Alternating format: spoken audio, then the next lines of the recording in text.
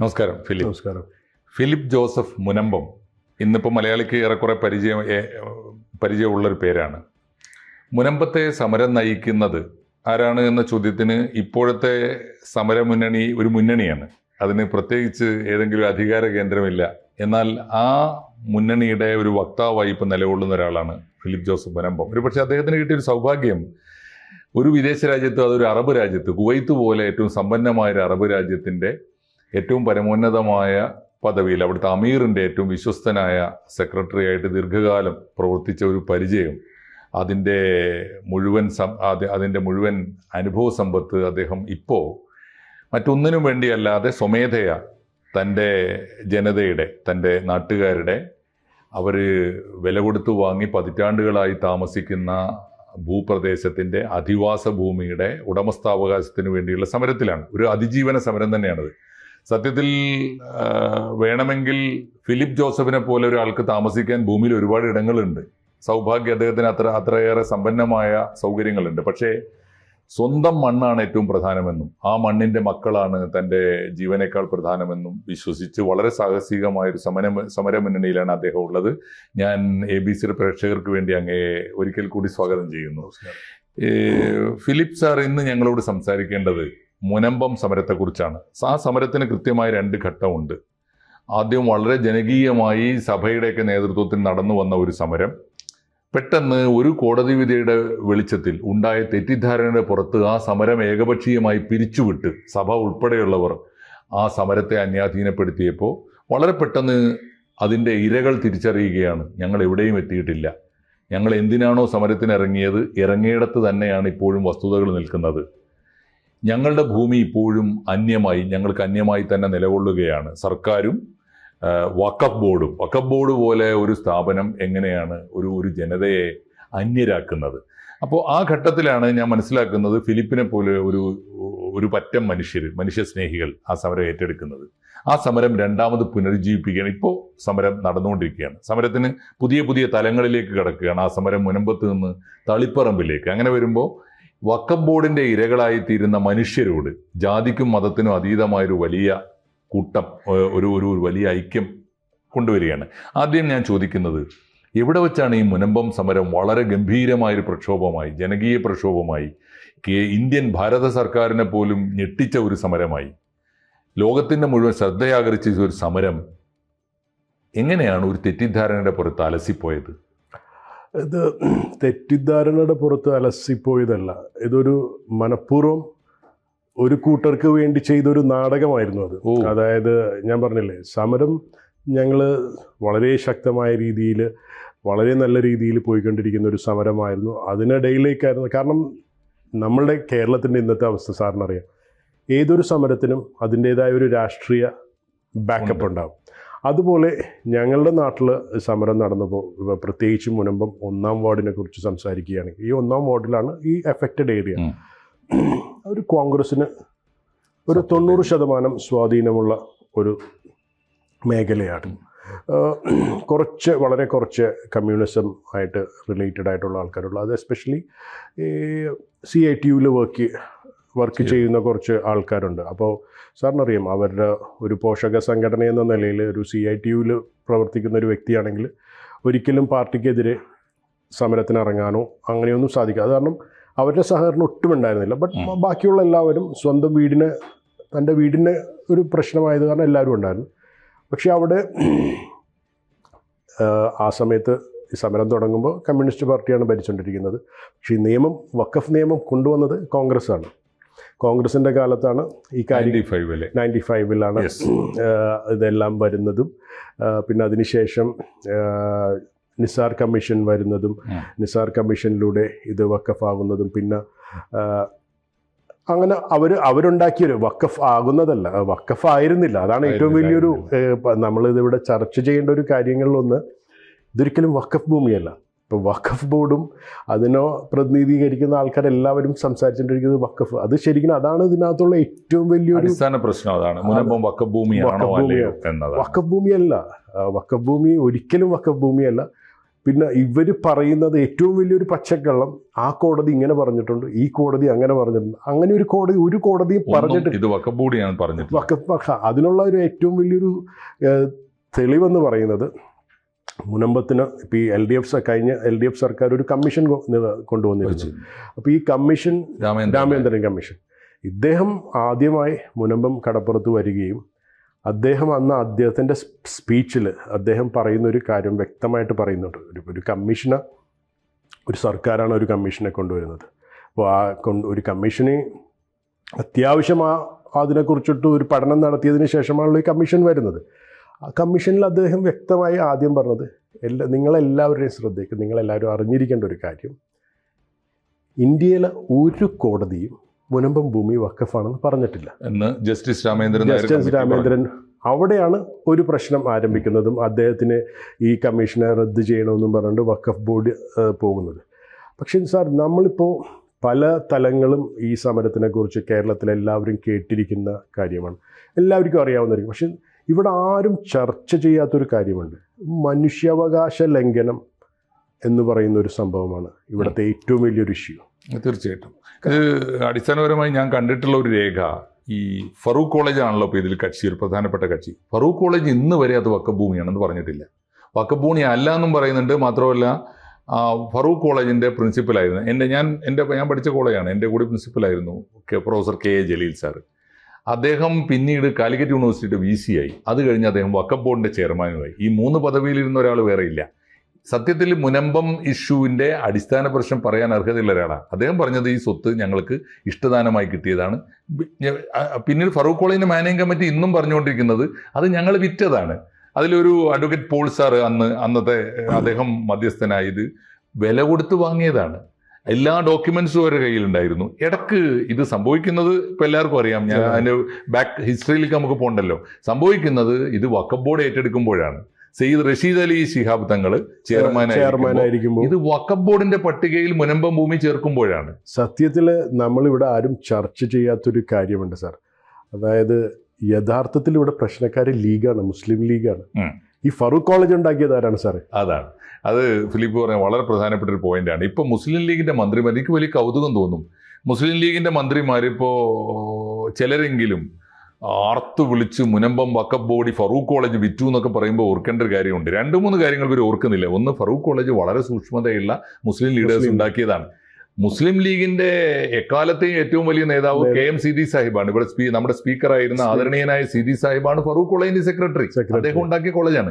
2 കാര്യം ഇവർ മറക്കുന്നു. ഒന്ന്, വഖഫ് സ്വത്ത് വിൽക്കാൻ പാടില്ല എന്ന സൂക്ഷ്മത, മതപരമായ സൂക്ഷ്മത ഇന്ന് നിലനിൽക്കുന്ന ഏത് ലീഗ് നേതാവിനേക്കാളും അറിയാവുന്ന ഒരാളാണ് സീതി സാഹിബ്. ആ കമ്മിറ്റി എങ്ങനെയാണ് വഖഫ് സ്വത്ത് വിൽക്കുക? ഒന്ന്. രണ്ടാമത്തെ കാര്യം, ഭാഗ്യവശാൽ ഫറൂഖ് കോളേജിന്റെ മാനേജിംഗ് കമ്മിറ്റിയിൽ ഒരുത്തന് പോലും, ഇപ്പോൾ ഫിലിപ്പിനെ പോലെ ഒരാളോട് സംസാരിക്കുമ്പോൾ എനിക്കത് വലിയ സന്തോഷമുണ്ട്. കാരണം അവർക്ക് ആർക്കും അനധികൃതമായി ഒരു സ്വത്ത് വിറ്റ് അതിന്റെ 4 നക്കാപ്പിച്ച കിട്ടിയിട്ട് വേണ്ട. അവര് സ്വത്ത് വിറ്റു. ഇപ്പൊ ഫറൂഖ് കോളേജ് പറയാണ് അവരുണ്ടാക്കിയ കോളേജ് വഖഫ് സ്വത്ത് വിറ്റു. ഇത്ര പരിഹാസ്യമാണ് സാർ. പക്ഷേ ഇപ്പോൾ ഞാൻ ചോദിക്കുന്നൊരു ചോദ്യം, ഈ കോടതി ഒരു പരാമർശം നടത്തിയത് ജസ്റ്റിസ് രാമേന്ദ്രൻ നായരുടെ കമ്മിറ്റിയുടെ ഒരു കണ്ടെത്തലൊക്കെ വന്നതിന് ശേഷം ഒരു കോടതി വിധി വന്നപ്പോൾ പൊടുന്നനെ ഒരു സമരം നിർത്തിയതിന്റെ പിന്നിൽ നാടകം എന്ന് പറഞ്ഞല്ലോ. എന്തായിരുന്നു അത്? അത് അവർക്ക് എന്നെ ഒരാൾ പറ്റിക്കാൻ വരുമ്പോൾ അത് പറ്റിക്കാൻ വരുന്നതാണെന്നുള്ളൊരു മനസ്സിലാക്കേണ്ട ഒരു സ്വാഭാവിക ഒരു ബുദ്ധി, കോമൺ സെൻസ് എന്ന് പറയുന്ന ഒരു സാധനം അവിടെ യൂസ് ചെയ്യണം. LDF സർക്കാർ ഈ ഒരു കാര്യമായി വന്ന് ആദ്യം പറയുന്നത് എന്താണ്? നിങ്ങളുടെ റവന്യൂ അവകാശങ്ങളെല്ലാം നിങ്ങൾക്ക് തിരിച്ചു തരുന്നു, നിങ്ങൾക്ക് അവിടെ നിങ്ങൾ പഴയ പോലെ എങ്ങനെയാണ് ചെയ്തിരുന്നത് വെച്ചത് അതേപോലെ ജീവിക്കാം, എല്ലാ കാര്യങ്ങളും കിട്ടുമെന്നും പറഞ്ഞിട്ടാണ് ഈ ഒരു നാടകം ചെയ്യുന്നത്, കൊടുത്തത്. പക്ഷേ റവന്യൂ ആ അധികാരങ്ങളൊന്നും പുനഃസ്ഥാപിച്ചില്ല അല്ലേ? നികുതി അടക്കാനും ഒക്കെ നികുതി അടക്കാൻ സാധിച്ചു, നികുതി അടച്ചു. ഞങ്ങളുടെ പേരിൽ തന്നെ എല്ലാവരും പോയി ആ ഒരു നിശ്ചിത ഒരു കാലയളവിൽ. അത്രയും പോസിറ്റീവാണ് LDF ചെയ്തത്.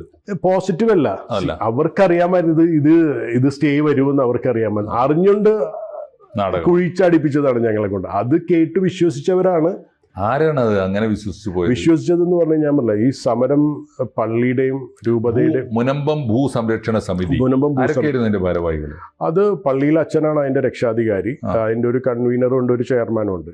പിന്നെ അത് കൂടാതെ ഇതിലൊരു അദൃശ്യകരമുണ്ടായിരുന്നു. ബട്ട് ഞങ്ങൾക്കെല്ലാവർക്കും പുറമേയുള്ള ആൾക്കാർക്ക് കാണില്ല. ഇതിനെ നിയന്ത്രിച്ചിരുന്നേച്ചത് കോട്ടപ്പുറം രൂപതയുടെ അതിന് രൂപതയല്ലട്ട ഒരിക്കലും നമ്മളപ്പോൾ കോട്ടപ്പുറം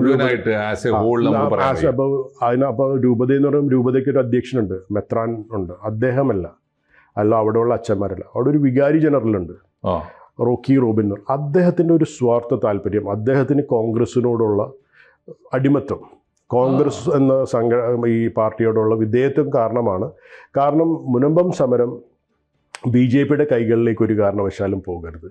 കോൺഗ്രസിന് ഇതിന്റെ ക്രെഡിറ്റ് അന്ന് നേരെ ഞാൻ ചോദിക്കട്ടെ ഒരു പൊളിറ്റിക്കൽ ക്വസ്റ്റ്യൻ. അവിടെ ഇപ്പോൾ ഫിലിപ്പ് പറഞ്ഞല്ലോ, അവിടെ പരമ്പരാഗതമായിട്ട് ഉണ്ടായിരുന്നത് ഭൂരിപക്ഷം കോൺഗ്രസ്സുകാർ, കുറച്ച് CPM-കാരും.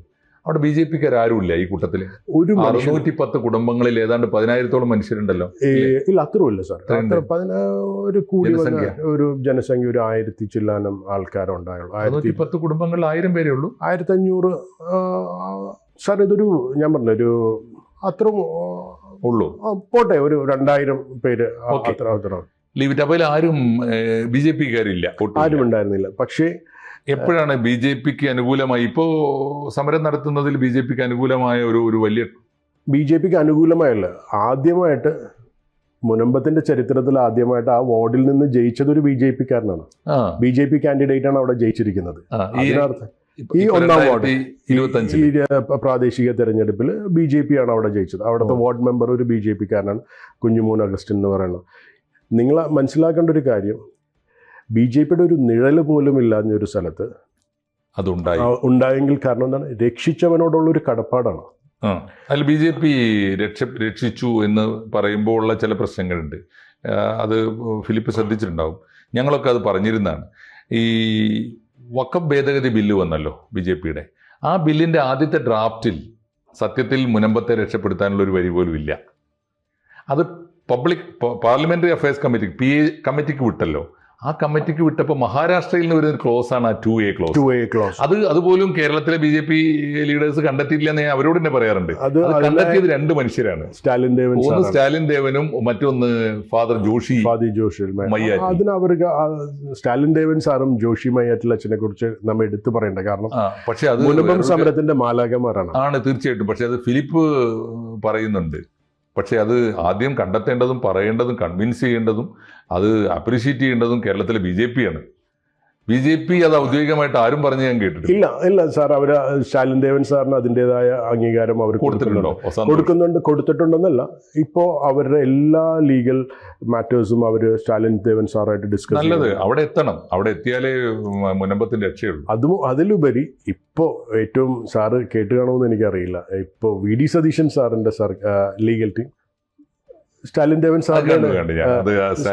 സാറിനെയാണ് സമീപിച്ചിരിക്കുന്നത്. ഇപ്പോ സമരത്തിന്റെ സ്ഥിതി അത് ഞാൻ പറയുന്നത് ഇങ്ങനെ പിരിച്ചുവിട്ട ഈ സഭയിലെ എന്താണ് ഉപമെത്രാനോ വികാരി ജനറൽ അദ്ദേഹത്തെ ജനം തിരിച്ചറിയേണ്ടതാണ് കേട്ടോ. അദ്ദേഹത്തിന് ജനം തിരിച്ചറിഞ്ഞിട്ടുണ്ട്. അത് കാരണമാണല്ലോ അവിടെ ഒരു BJPക്ക് ഒരു മെമ്പർ ഉണ്ടായത്. ഉണ്ടാക്കി കൊടുത്തതും അദ്ദേഹം തന്നെയാണ്. അദ്ദേഹം അതിന്റെ എല്ലാ ക്രെഡിറ്റ്സും ഞാൻ പറഞ്ഞില്ലേ. കാരണം ഞാൻ ഇപ്പോഴും പറയും, ഞാൻ ഇങ്ങനെ എൻ്റെ ഒരു ചെറിയൊരു നിരീക്ഷണത്തിൽ ഞാൻ പറയും, പള്ളിയിൽ അൾത്താരയുടെ മുന്നിൽ നിന്നിട്ടല്ല നമ്മൾ ജനങ്ങളെ നിയന്ത്രിക്കുക. കാരണം പള്ളിയിൽ വരുന്ന ആൾക്കാർ അൾത്താരയുടെ പിന്നിൽ നിൽക്കുന്നവനോട് സംസാരിക്കാനായിട്ടാണ് വരുന്നത്. മുന്നിൽ നിൽക്കുന്നത് പിന്നിൽ ഉള്ളവൻ്റെ ഒരു പ്രതിനിധി മാത്രമാണ്. അതിനർത്ഥം ഞങ്ങളെല്ലാവരെയും അങ്ങോട്ട് നിയന്ത്രിക്കാന്നുള്ളൊരു തോന്നൽ അവർക്ക് അദ്ദേഹത്തിന് വന്നു. ഇപ്പോൾ ഫിലിപ്പ് ഉൾപ്പെടെയുള്ളവർ ഒരു കൂട്ടായ്മയാണ് ഇപ്പോൾ പുതിയ സമരത്തെ നയിക്കുന്നത്. പഴയ ജനകീയമായ പിന്തുണ നിങ്ങൾക്ക് സമരത്തിന് കിട്ടുന്നുണ്ടോ? അത്യാവശ്യം കിട്ടുന്നുണ്ട്. ബട്ട് പഴയ രീതിയിൽ ഇപ്പോൾ മുമ്പ് അങ്ങനെ ആയിരുന്നില്ല. എല്ലാ പള്ളികളിൽ നിന്നും ഞങ്ങൾക്ക് ഇപ്പോഴത്തെ BJP ആസ് കേന്ദ്രം ഭരിക്കുന്ന പാർട്ടി എന്ന നിലയിൽ അവിടെ ഉള്ള BJP നിങ്ങളുടെ മെമ്പർ ഉൾപ്പെടെയുള്ളവർ അവരുടെ പിന്തുണ തീർച്ചയായിട്ടും.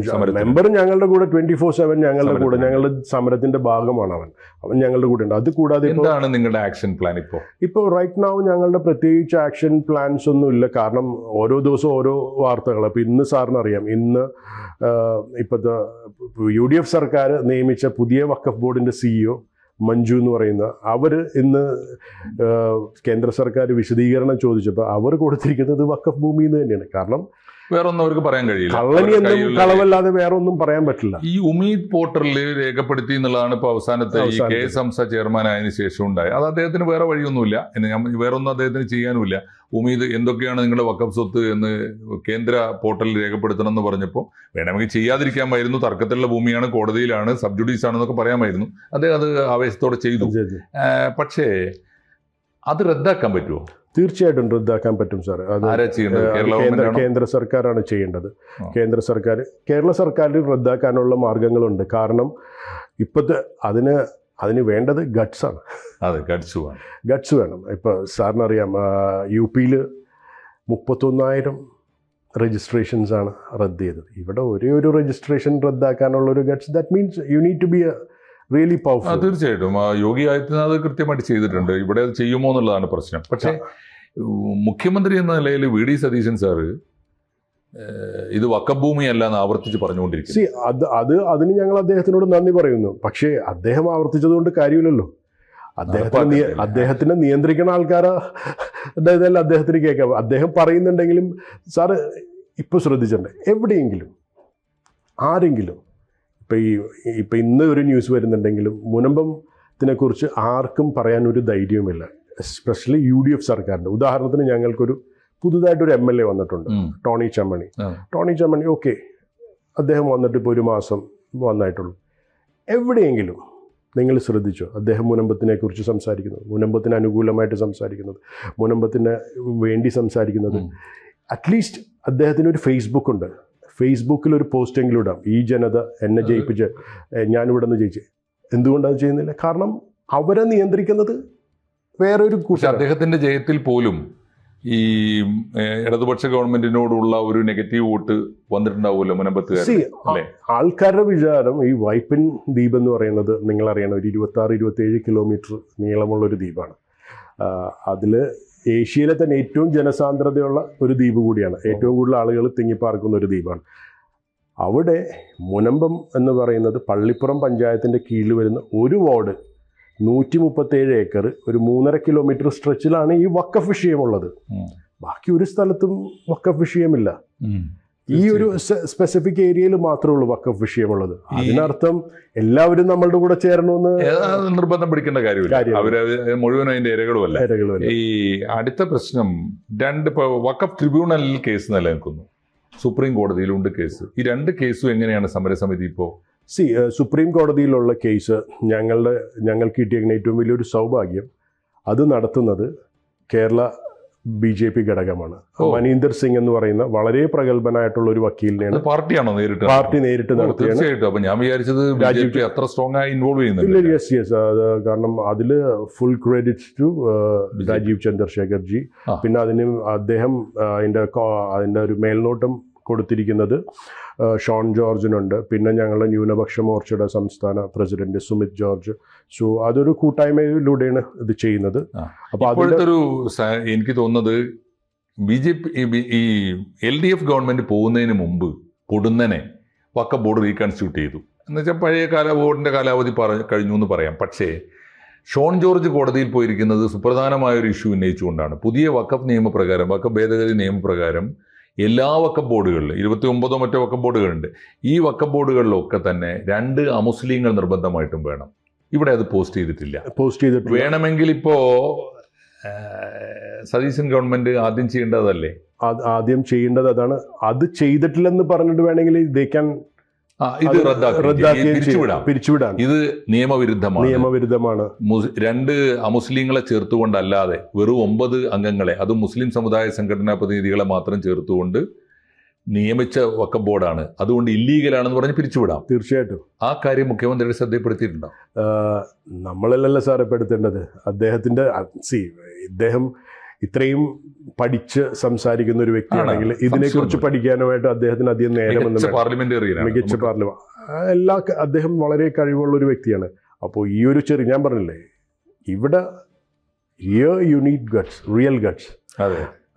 അങ്ങനെ ഒന്ന് ഉപയോഗിക്കണം. അത് മുസ്ലിം ലീഗ് മന്ത്രിമാരോട്, പ്രത്യേകിച്ച് ഇപ്പോൾ ഒരു ഉപമുഖ്യമന്ത്രി പദവിക്ക് തുല്യമായൊരു പദവിയിൽ ഇരിക്കുന്ന ആളാണല്ലോ ശ്രീ PK കുഞ്ഞാലിക്കുട്ടി. അദ്ദേഹത്തോട് ഒരു ഡെലിഗേഷൻ ടീം അങ്ങനെ എന്തെങ്കിലുമൊക്കെ ചർച്ച? കാരണം ഇതിൽ പ്രധാന കക്ഷിയാണ് അവര്. ഞങ്ങളുടെ വശത്ത് ഇതുവരെ വഖഫ് വകുപ്പും അവരുടെ കയ്യിൽ, വഖഫ് വകുപ്പും അവരുടെ കയ്യിലാണ്. ഞാൻ പറഞ്ഞില്ലേ സാർ, ഇതൊരു ഹ്യൂമാനിറ്റേറിയൻ ഒരു ഇഷ്യൂ ആണ്. ബിക്കോസ് നമ്മളെല്ലാവരും വിചാരിക്കും ഇപ്പം ഇവിടെ ഇതിന് ചെറിയൊരു രീതിയിലൊരു കമ്മ്യൂണലായിട്ട് ഇതിനെ കൺവേർട്ട് ചെയ്യുന്നത്. അതിലേക്ക് ഞാൻ വരുന്നുണ്ട്. ഇപ്പോൾ ഇത് സിവിൽ റൈറ്റ്സ് ആണ്. ഇപ്പോൾ ബേസിക്കലി ഞാൻ എന്നും അത് ഉന്നയിക്കുന്ന ഒരാളാണ്. ഇത് പൗരാവകാശ പ്രശ്നമാണ്. ആളുകൾ അവരുടെ കിടപ്പാടം നഷ്ടപ്പെടുത്തുന്ന തരത്തിൽ വഖഫ് ബോർഡല്ല, ഏത് ബോർഡ് വന്നാലും അതിൻ്റെ കമ്മ്യൂണൽ സ്വഭാവം നോക്കിയിട്ടല്ല, ഇത് മനുഷ്യന്മാരുടെ പൗരാവകാശത്തെ ഹനിക്കുന്നു എന്നുള്ള മട്ടിലാണ്. ഇപ്പോൾ ഓക്കെ, എന്തായാലും ഇപ്പോൾ അതിൻ്റെ വഴിക്ക് നടക്കും. നിങ്ങളതിൻ്റെ സമരമുഖത്വമാണല്ലോ. ഞാൻ ചോദിക്കുന്നത്, ഇതിൻ്റെ ഈ അവസാനം ഫിലിപ്പ് പറഞ്ഞ പ്രശ്നമാണ്. ആ ഒരു തലത്തിലേക്ക് നിങ്ങൾ ആദ്യമായി ഈ ഇഷ്യൂവിനെ മാറ്റുന്നത് ഞാൻ കാണുന്നുണ്ട് വളരെ പോസിറ്റീവായിട്ട്. അത് എന്താണെന്ന് വെച്ചാൽ നിങ്ങൾ തളിപ്പറമ്പും മുനമ്പവും തമ്മിൽ ബന്ധിപ്പിക്കുന്നത് എങ്ങനെയാണ്? തളിപ്പറമ്പിൽ ഇപ്പോൾ ഇവിടെ 400 ഏക്കർ affected area, specifically if you talk about Munambam, അതിലൊരു 80% ക്രിസ്ത്യാനികൾ ആണ്, ബാക്കി ഹൈന്ദവ സഹോദരങ്ങളാണ്. അവിടെ ഒരു മുസ്ലിം ഫാമിലി. ബട്ട് നേരെ നമ്മൾ തളിപ്പറമ്പിലേക്ക് പോകുമ്പോൾ അവിടെ ഒരു 80% എഫക്റ്റഡ് മുസ്ലിംസ് ആണ്. തീർച്ചയായിട്ടും, സംശയമൊന്നുമില്ല. ഇത് ജസ്റ്റിസ് നിസാർ കമ്മിറ്റി കണ്ടെത്തിയ ബോർഡിന്റെ ക്രമക്കേടുകളുണ്ടല്ലോ, അദ്ദേഹത്തിന്റെ അന്വേഷണ കമ്മീഷൻ റിപ്പോർട്ട്, VS അച്യുതാനന്ദൻ, ആ കമ്മീഷൻ റിപ്പോർട്ട് വായിച്ച് ഞാനത് വായിച്ച് ഞെട്ടിപ്പോയിട്ട്. കാരണം എന്താ വെച്ചാൽ ഇതിലെ ഇരകൾ മുഴുവൻ മഹാഭൂരിപക്ഷം മുസ്ലിം. ഞാൻ ഈ മുനമ്പം സമരത്തിന്റെ കൺവെൻഷനിൽ പങ്കെടുത്തുകൊണ്ട് ഞാൻ പറഞ്ഞിട്ടുണ്ട്, മുനമ്പത്തുകാർ യഥാർത്ഥത്തിൽ സമരം ചെയ്യുന്നത് വഖഫ് ബോർഡിന്റെ ഇരകളായ ഇപ്പോഴും തിരിച്ചറിയപ്പെട്ടിട്ടില്ലാത്ത എത്രയോ മുസ്ലിങ്ങൾക്ക് കൂടി വേണ്ടിയാണ്. സാർ ഇങ്ങനെ പറയുമ്പോഴാണ് എനിക്ക് ഓർമ്മ വരുന്നത്, ഞങ്ങൾ മുനമ്പം സമരത്തിൽ ഞങ്ങൾ സജീവമായിരിക്കുന്ന സമയത്ത് ഒരു പാവർട്ടി എവിടെയെന്നുള്ളൊരു റഹീം അങ്ങനെ എന്തോ ഒരു വ്യക്തിയാണ്, അദ്ദേഹം വന്നിരുന്നു. സത്യം അദ്ദേഹം അവിടെ വന്നൊരു പ്രസംഗം നടത്തിയിരുന്നു. അദ്ദേഹം ഒരു മുസൽമാനാണ്. എങ്ങനെ നല്ല രീതിയിൽ ജീവിച്ചിരുന്ന ഒരു മനുഷ്യനെ വഖഫ് ബോർഡ് അദ്ദേഹത്തിനെ എങ്ങനെ ദരിദ്രനാക്കി എന്നുള്ളതിനെക്കുറിച്ച് അദ്ദേഹത്തിൻ്റെ അനുഭവം പറഞ്ഞു. അതാണ് വഖഫ് ബോർഡിന്റെ ചതി. ഇപ്പൊ സത്യത്തിൽ മുനമ്പം ഭൂമിയുടെ ചരിത്രം നോക്കുമ്പോൾ തന്നെ അത് ചതിയാണല്ലോ. ഈ പറഞ്ഞ സത്താർ സേട്ടിൽ നിന്ന് സിദ്ദീഖ് സേട്ടിലേക്ക് എത്തുന്നത് എങ്ങനെ, അതുപോലും വളഞ്ഞ വഴിയിലാണ്. അത് വളഞ്ഞു, അദ്ദേഹം ചീറ്റ് ചെയ്തതാണ്. ആ ചതിയുടെ ഒരു കഥയാണത്. സാർ അന്ന് അദ്ദേഹം ഇപ്പൊ എല്ലാവരും പറയുന്നൊരു കാര്യമുണ്ട്, സിദ്ദീഖ് സേട്ട് ഫറൂഖ് കോളേജിന് വഖഫ്, ഇവിടെ ആരും ഡിസ്കസ് ചെയ്യാത്തൊരു കാര്യമുണ്ട്. അന്നിത് 1 ലക്ഷം രൂപയ്ക്ക് വിറ്റതാണ്. അതിന്റെ വ്യക്തമായ രേഖകളിൽ അത് കാരണമാണ് ഫറൂഖ് കോളേജ് ഇപ്പോഴും സ്റ്റഡി ആയിട്ട് നിൽക്കുന്നത്. കാരണം ഇപ്പോൾ നടക്കുന്ന ഒരു ലീഗൽ ഇഷ്യൂസ് ഞങ്ങളുടെ അവകാശങ്ങളെ കുറച്ച് വൈകിപ്പിക്കും. കാരണം അവർക്ക് സ്റ്റേ ചെയ്ത് ബട്ട് ഒരിക്കലും ഇതൊരു പബ്ലിക് ഡൊമൈനിലല്ലേ, ഒരിക്കലും മുനമ്പം വഖഫ് ബോർഡിന് കിട്ടില്ല. വഖഫ് ബോർഡ് ചെന്ന് വീണിരിക്കുന്ന ഏറ്റവും വലിയൊരു കുഴിയിലാണ് മുനമ്പം. അവരുടെ ലൈഫിൽ ആദ്യമായിട്ടാണ് ഇത്രയും വലിയൊരു അടി അവർക്ക് കിട്ടുന്നത്. പിന്നെ ഈ കിടന്ന് ഇങ്ങനെ സംസാരിക്കും. ഇപ്പോൾ കഴിഞ്ഞ ദിവസം ഹംസ, അദ്ദേഹം ഞങ്ങളുടെ നാട്ടിൽ ഒരു കിളിപോയ ഹംസ, കാരണം അദ്ദേഹം പറയുന്നത് അദ്ദേഹത്തിന് തന്നെ അറിയില്ല എന്താണെന്ന്. കാരണം എനിക്ക് തോന്നുന്നു സാർ, അദ്ദേഹത്തിന് എനിക്ക് തോന്നുന്നു അദ്ദേഹം ഇടതുപക്ഷ ഗവൺമെന്റ് നിയമിച്ച ഒരു ഉദ്യോഗസ്ഥനാണല്ലോ, ഒരു പാവം, ഒരു പൊളിറ്റിക്കൽ നിയമനമാണല്ലോ. അപ്പോൾ അതിന് അദ്ദേഹത്തിന് പരിമിതമാണ്. മാത്രമല്ല ഈ വഖഫ് സംരക്ഷണ സമിതിയിലെ അംഗങ്ങളായ സംഘടനകളാണ് ഇപ്പോൾ വഖഫ് ബോർഡിലും പ്രതിനിധികളായിട്ട് വന്നിട്ടുള്ളത്. അദ്ദേഹം എനിക്ക് തോന്നുന്നു സ്വതന്ത്ര വ്യക്തിപരമായി അദ്ദേഹത്തിന് ഇത് പരിഹരിക്കണമെന്നൊക്കെ ഉണ്ടാവും. പക്ഷെ ആ പരിഹാരം നിയമപരമായി നടപ്പാക്കാൻ അദ്ദേഹത്തിന് പറ്റുന്നുണ്ടാവില്ല എന്നാണ് ഞാൻ മനസ്സിലാക്കുന്നത്. സാർ, ഈ വഖഫ് സംരക്ഷണ സമിതി എന്ന് ഇപ്പോൾ സാർ എടുത്ത് പറഞ്ഞൊരു വാക്കുണ്ട് സാർ, ഞാൻ സാറിനെ കാണിച്ചു തരാം. കുറച്ചല്ല, ഈ വഖഫ് ബോർഡ് തന്നെ വഖഫ് ബോർഡിൽ നിന്ന് പിരിച്ചുവിട്ടവരാണ് ഈ വഖഫ് സംരക്ഷണ സമിതി.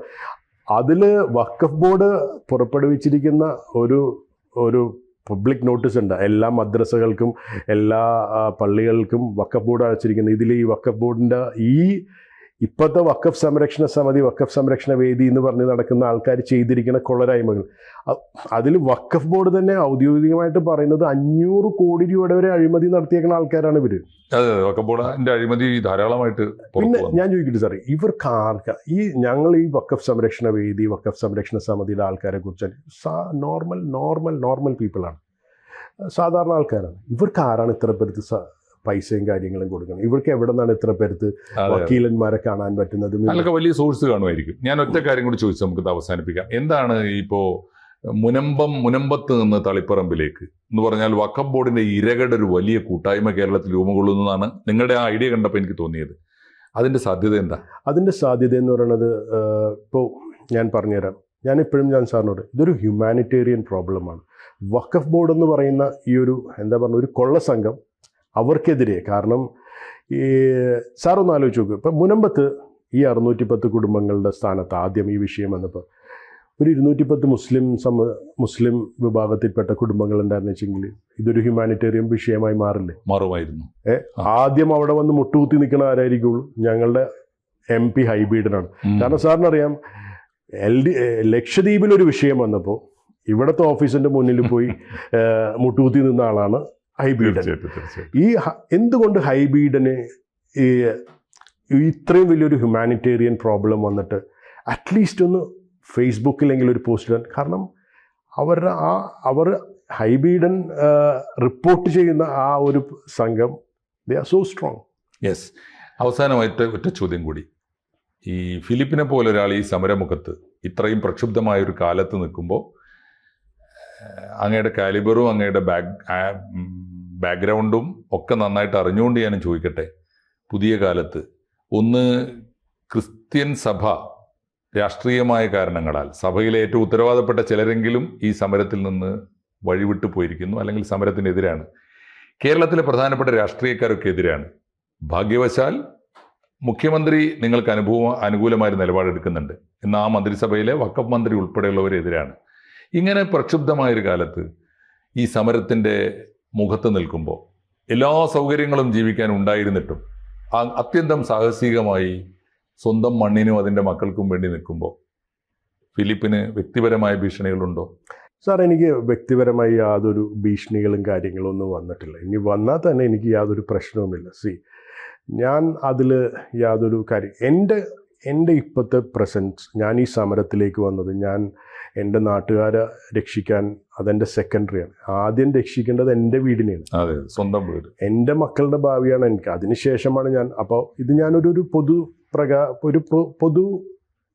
ഒരു പൊതുജന വിഷയത്തിലാണ് വരുന്നത്. പിന്നെ ഞാൻ സാറിന് പറഞ്ഞു, ഞാൻ ഒരു ഇന്ത്യക്കാരനും ഇരിക്കാത്ത ഒരു പോസ്റ്റിൽ ദൈവം കൊണ്ടെത്തിച്ചൊരു വ്യക്തിയാണ്. അതെ, അത് സത്യത്തിൽ ജനങ്ങൾ അത് മനസ്സിലാക്കേണ്ടതാണ്. ഒരു ഇന്ത്യക്കാരൻ എത്താവുന്ന ഏറ്റവും വലിയ പോസ്റ്റാണ് കുവൈറ്റ് അമീറിന്റെ പാലസിലെ ഏറ്റവും ഉയർന്ന പദവി. പാലസിൽ പല പല പദവികൾ കിട്ടുന്നത് പോലെയല്ല അതൊരു ബോഡി ഗാർഡ് ആകുക എന്നുള്ളത്.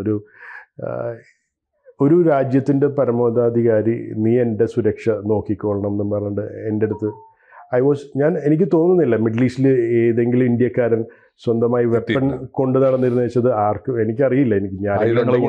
ആളുകളെ കൊല്ലാനും ലൈസൻസ് ടു കിൽ എന്ന് പറയുന്ന ഒരു സംഭവം ഉണ്ടായിരുന്ന ഒരു വ്യക്തിയാണ് ഞാൻ. സോ ഞാനൊരു രാജ്യത്തിന്റെ പരമോന്നത സ്ഥാനത്തിരിക്കുന്ന ഒരു വ്യക്തിയെ സംരക്ഷിച്ചിരുന്ന ഒരു വ്യക്തി. അപ്പൊ എനിക്ക് എന്നെ സംരക്ഷിക്കുന്ന എനിക്കറിയാം. ലോകത്തിലെ ഏറ്റവും സമ്പന്നമായ ഒരു രാജ്യത്തിന്റെ ഭരണാധികാരിയെ സംരക്ഷിക്കാൻ നിയുക്തനായ ഒരാൾക്ക് സ്വന്തമായി പക്ഷെ ഞാനതില്ല. ഞാൻ പറഞ്ഞു സാറേ, എൻ്റെ നാട്, ഞാൻ ജനിച്ചു വളർന്ന വീട്, ഞാൻ കളിച്ചു വളർന്ന എൻ്റെ കൂട്ടുകാർ, എനിക്കിപ്പോൾ വേണമെങ്കിൽ ഇപ്പോൾ എറണാകുളത്തോട്ടോ സിറ്റിയിലോട്ടോ എവിടെ വേണമെങ്കിലും മാറാനുള്ള ദൈവം എനിക്ക്. പക്ഷേ എനിക്ക് ഫോർട്ട് കൊച്ചിയിൽ തന്നെ സ്വന്തം കൊട്ടാരങ്ങൾ, അതൊക്കെ ജസ്റ്റ് പക്ഷേ എനിക്ക് എൻ്റെ വീടാണ് എൻ്റെ ഏറ്റവും വലിയ. എനിക്ക് ഇന്ന് എൻ്റെ വീട്ടിൽ കിടന്നുറങ്ങുമ്പോൾ കിട്ടുന്ന സുഖം വേണം. അപ്പോൾ ഞാൻ പറഞ്ഞില്ലേ, പിന്നെ ഇപ്പം ഞാൻ ഈ ഒരു പൊതുജനവേദി ഇതിലേക്ക് വന്നതിന് ശേഷം ഞാനിപ്പോൾ BJPയുടെ മൈനോറിറ്റി മോർച്ചയുടെ സംസ്ഥാന വൈസ് പ്രസിഡന്റ് കൂടിയാണ്. അപ്പോൾ രാഷ്ട്രീയമായ പിന്തുണയുമുണ്ട്. പിന്നെ ബാക്കി ഐ ആം ഹാപ്പി. ബട്ട് എൻ്റെ നാട് എനിക്ക് രക്ഷിക്കണം. എന്തായാലും ഈ ആത്മവിശ്വാസം, ഈ കരുത്ത്, സ്വന്തം നാട് ഇന്ന് നേരിടുന്ന ഏറ്റവും ഗുരുതരമായ ഒരു ഭവിഷ്യത്തിനെ നേരിടാൻ, അവനെ സംരക്ഷിക്കാൻ, നാട്ടുകാർക്ക് വേണ്ടി പൊരുതാൻ ശിഷ്ടകാലം നീക്കിവെച്ച ഫിലിപ്പിനോട് തീർച്ചയായിട്ടും കേരളീയർക്ക് പൊതുവെ അഭിമാനകരമായ ഒരു പിന്തുണയും അഭിനന്ദനവും അർപ്പിച്ചുകൊള്ളട്ടെ. സന്തോഷം. എല്ലാ ആശംസകളും നേരുന്നു. മുനമ്പം സമരം വിജയിക്കട്ടെ എന്ന് പ്രാർത്ഥിക്കുന്നു. Thank you.